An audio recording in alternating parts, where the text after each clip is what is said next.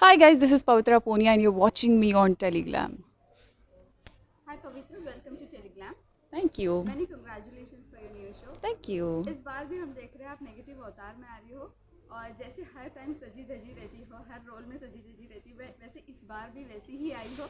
क्या कहना चाहूँगी रोल के बारे में, शो के बारे में, थोड़ा बहुत प्लॉटिंग या कैरेक्टर का आपका शो के बारे में कहना चाहूँगी, शो है जो दंगल चैनल पे आने वाला है जिसका नाम है नागमणि। शो के नाम से ही पता चलता है कि नागमणि है तो नाग नागिन तो ज़रूर होंगे, और नागमणि है तो मतलब कुछ ना कुछ तो नागमणि के पीछे भी एक कहानी होगी। तो इस नागमणि के पीछे ही ये जो किरदार है मेरा, मोहिनी नाम का, ये उस नागमणि के पीछे ही पड़ा है, क्योंकि जिसको वो नागमणि चाहिए।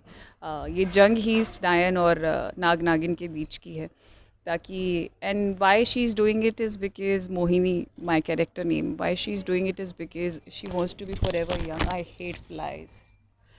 Y she is doing it is because उसको हमेशा जवान रहना है, उसे शी जस्ट लव्स, मतलब एक होता है ना वो हुस्न, उसको सिर्फ वो बरकरार रखना है। She just wants to be forever young and to maintain that she needs that nagmani. तो उसको उस नागमणि की ज़रूरत है और वही नागिन के पीछे पड़ी है कि किसी भी तरीके से वो ले ले, ताकि वो पूरी हमेशा हमेशा के लिए अमर हो जाए।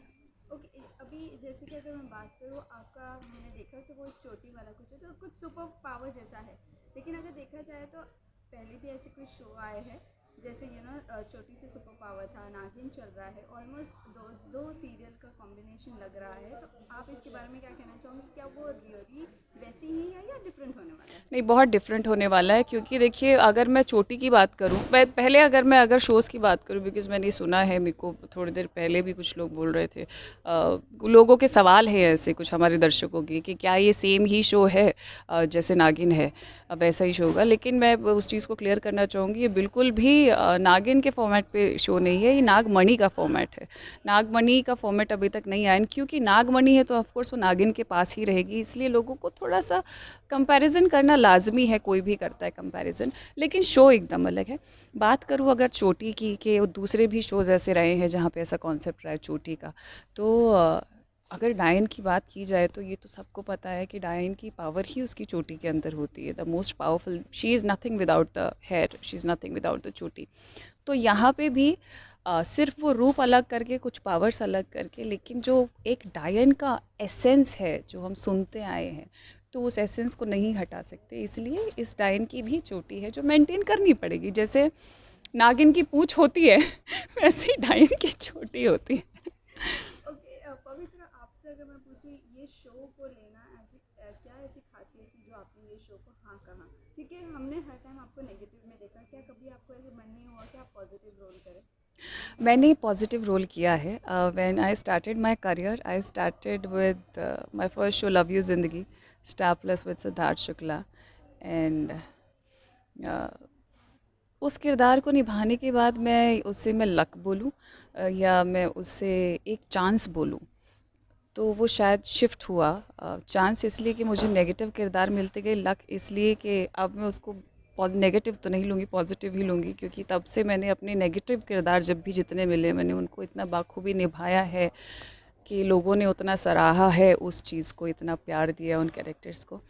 तो अब मज़ा आता है। तो ऐसा कुछ नहीं कि पॉजिटिव करने का मन नहीं करता है, करता है। इनफैक्ट मैंने लास्ट ईयर ही एक शॉर्ट फिल्म शूट की जिसमें मैं सिर्फ पॉजिटिव किरदार ही निभा रही हूँ।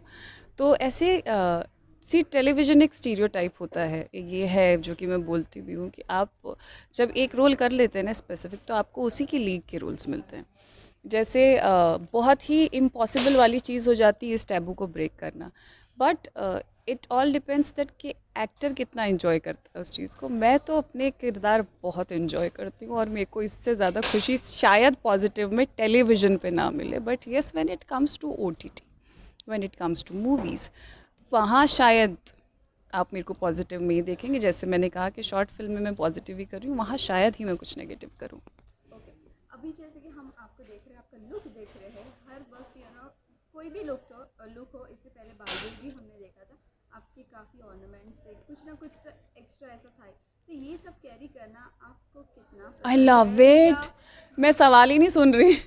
आई am not going to listen to the question only. I love it because Okay, I personally love to stylize myself. I personally love to just being called a style icon. और मैं वही चीज़ अब